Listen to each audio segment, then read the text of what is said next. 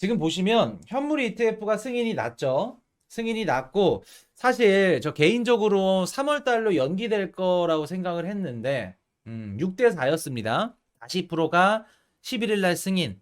그리고 10일 날 승인. 그리고 60%가 3월로 연기. 근데 승인이 났죠. 그래서 뭐 이제 어차피 우리가 승인 날 거는 알고 있었기 때문에 언제 되든 뭐 1월 달에 되든 3월 달에 되든 둘 다 뭐 좋은 건 맞는데 SEC 내에서도 게리 겐슬러가 승인 투표를 이렇게 했는데 그 뜻은 게리 겐슬러가 오케이 확인했기 때문에 오케이 사인이 떨어졌기 때문에 당연히 ETF 상품이 나온 거죠. 자, 근데 게리 겐슬러가 그 서한에서도 그렇고 지금 얘기하고 있는 게 뭐냐면 ETF라는 얘기를 단 한 글자도 내지 않았어요. 뭔 얘기를 하냐면 ETP라고 얘기를 합니다. 게리 겐슬러가. 자, 그럼 코인이슈님 지금 현물 ETF 승인된 게 아니에요? 엄밀히 따지면 ETP 상품입니다. 자, 그러면 질문해 주셔야죠. ETP랑 ETF랑 무슨 차이점인데요? 자, 요거부터 가겠습니다. ETP랑 ETF 차이점을 말하라고 하면 SEC 위원도 설명을 못 합니다. 없어요. 사실 차이점이 없습니다.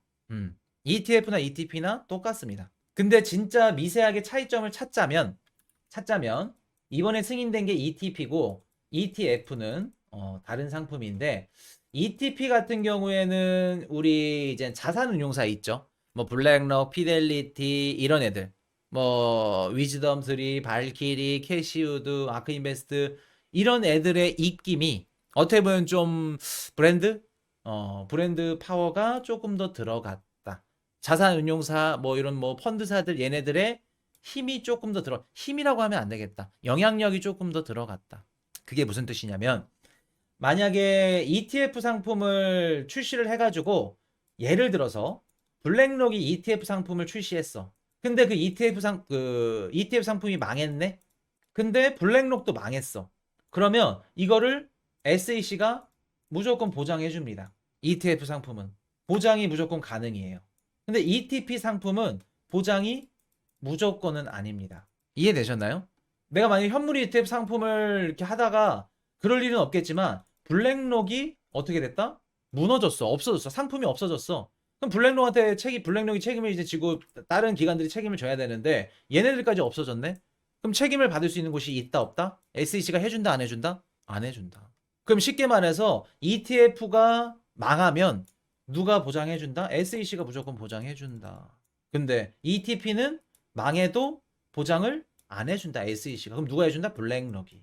그래서 자산운용사나 펀드사들 얘네들 좀 브랜드 파워가 조금 더 많이 들어가 있는 상품이 ETP 상품이다. 그러니까 게리 겐슬러가 ETP입니다. ETF 아니에요. ETP입니다. 하는 얘기가 우리 책임 없습니다. 이번에 그 S1부터 S3까지 해가지고 그 신청서 얘네 펀드사들이 냈죠. SEC한테. 내용들을 다 보면 내용들이 다 ETP 상품이야. 근데 우리는 이제 설명하기 어렵고 별 차이가 없으니까 ETF라고 하죠. 엄밀히 따지면 ETP입니다. 이제 차이점 아시겠죠? 자, 그럼 볼게요. ETP 상품인데 ETF랑 차이점이 없는 뭐 어떡하라고요? 어쩌라고요?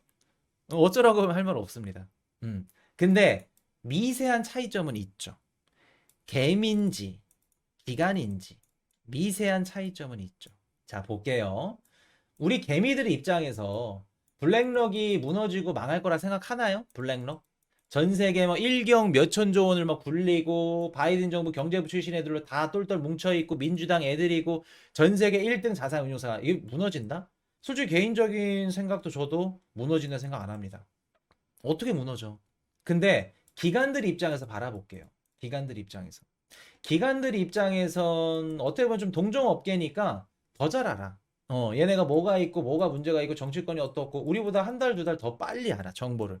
알기도 하고 기관들 입장에서 남의 자산 그 고객들 개인 자산을 대신 굴려주는 입장에서 우리 개인들이랑 생각이 같을 수 있을까?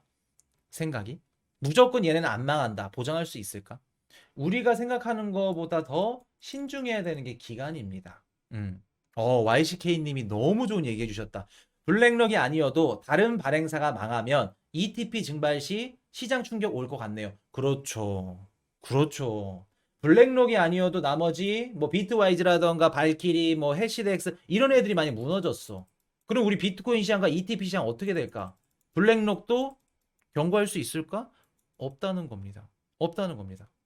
물론 기관들도 운용사 브랜드 파워를 보고 가야 되겠지만 그래도 힘들다는 거예요.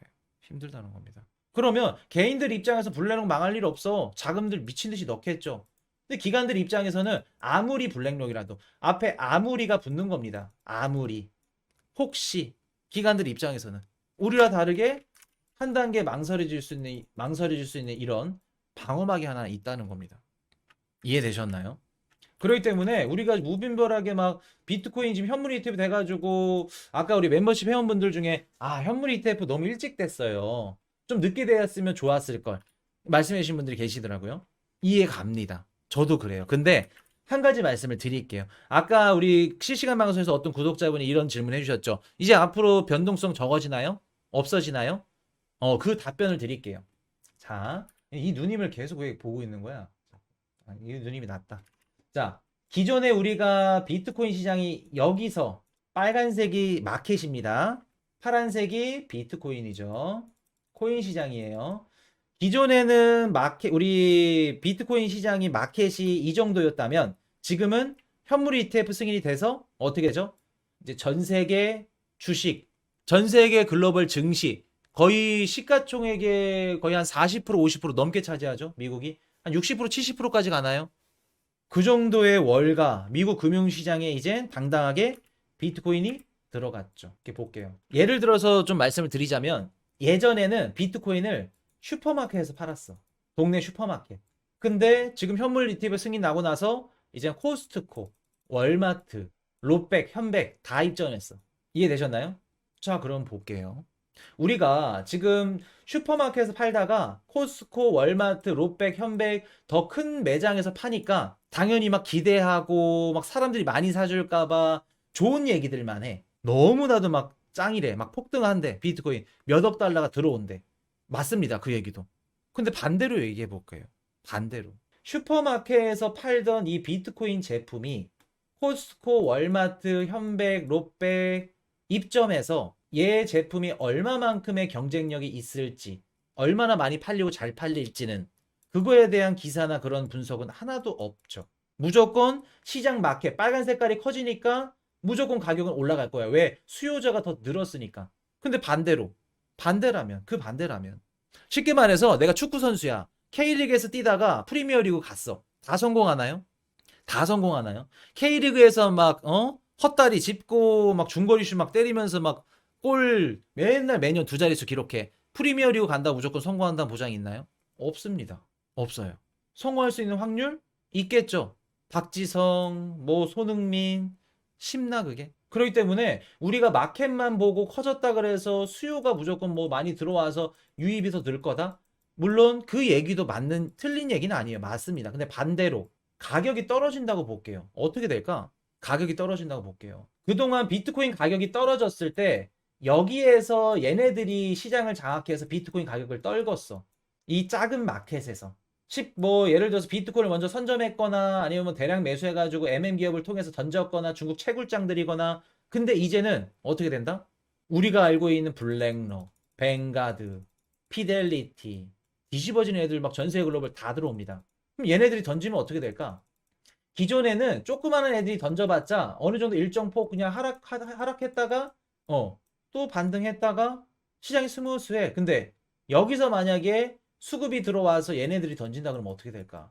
이 시장을 건드린다고 컨트롤한다 그러면 이래도 뭐 조정폭이 어떻고 그렇고 그럴까? 조정폭이 뭐 줄어들고 예전처럼 하락이 없고 그럴까? 그렇지 않죠. 그래서 우리가 무조건 현물 ETF가 좋은 거 맞습니다. 나중에 장기적으로 봤을 때는 너무나도 좋은 거예요. 너무나도 좋은 건데 단기적으로 한번 보자는 겁니다. 물론 K리그에서 뛰다가 프리미어리그 가가지고 경쟁력이 있어. 그러면 이렇게 성장하고 이렇게 성장하겠죠. 그 경쟁력을 어떻게 판단하냐면 첫째 날 거래량, 순유입액. 아까 우리 말씀드렸죠. 순유입액이랑 거래량 좋았나요? 예상보다 나빴습니다. 발재간이 좋고 드리블 기술이 좋았나요? 속도가 빨랐나요? 아니요. K리그에서 조금 나은 수준. 그러면 이 K리그에서 프리미어리그 간 선수한테 지금 당장 야 베컴처럼 해. 뭐 루니처럼 해. 반니스텔 루이처럼 해. 안 되죠. 그럼 뭐를 줘야 돼요? 시간을 줘야겠죠. 시간을 줘야겠죠. 현물 ETF, ETP 요거는 시간이 필요합니다. 지금 당장 승인됐다고 뭐 정고점 8천만 원 넘니 뭐 폭등하니 뭐하니 물론 단기적으로 올라갈 수 있겠죠. 근데 결국엔 크게 떨어진다는 겁니다. 조정 온다는 거예요. 그럼 우리가 원하는 뭐 2억, 3억 막 그 캐시드 누님이 말하는 막 20억, 30억 시간이 필요하다는 겁니다. 왜 K리그에서 프리미어리그 갔는데 바로 잘하길 바라는 거예요. 선수가 좀 적응할 시간도 필요하고 팀 선수들이랑 좀 호흡도 맞춰보고 시간이 필요하지. 이해되셨나요? 그동안 작은 시장에서 조그만하게 이렇게 시장이 휘둘렸다면 이제는 이런 시장이에요. 그렇기 때문에 더 크게 휘둘릴 겁니다. 거기서 우리는 기회를 잡는 거고. 이해되셨나요? 무조건 긍정적인 부분만 보시면 안 됩니다. 현물 ETF 물론 좋은 거 맞지만 뭐가 필요하다? 시간이 필요하다. 비트코인 자체적으로 더 매력이 더 올라가야 되고 많은 수요자들이 붙어야 이렇게 커지는 겁니다. 자, 정리 한번 해드릴게요. 자, 이번 비트코인 현물 승인은 정확하게 따지자면 ETF 상품이 아니라 ETP 상품입니다. 요게 맞죠? 사실 두 개의 큰 차이점은 없지만 차이점을 구분 짓자면 ETP 같은 경우에 만약에 망했다. 그러면 SEC가 보장해주지 않습니다. ETF가 망했다? SEC가 보장해줍니다. ETP 상품은 자산운용사 브랜드 파워가 좀 많이 들어간 상품이라는 거. 그렇기 때문에 이번에 게리 겐슬러가 나와서 ETF 아니에요. ETP입니다. 계속 ETP를 강조했던 겁니다. 이해되셨나요? 근데 우리 개인들 입장에서 블랙롱이 망할 일 없죠. 근데 기관들 입장에서는 ETP 상품 투자하기 부담스럽죠. 기관들은 우리와 다릅니다. 구조가. 고객들 자산을 받고 그 돈으로 굴려주기 때문에 우리와 다른 구조를 갖고 있다는 거. 그렇기 때문에 앞으로 비트코인 가격은 무조건 현물 ETF 승인됐다 해서 가격 상승한다, 폭등한다가 아니라 순유입액, 순유출액을 보고 판단하자. 여기까지 말씀을 드릴게요. Hey, I got a confession. Been losing all momentum. Just because it's easy, well, that don't make it better. I wanna dig my hands deep down in the dirt. Take a walk along the street if I'm feeling dessert.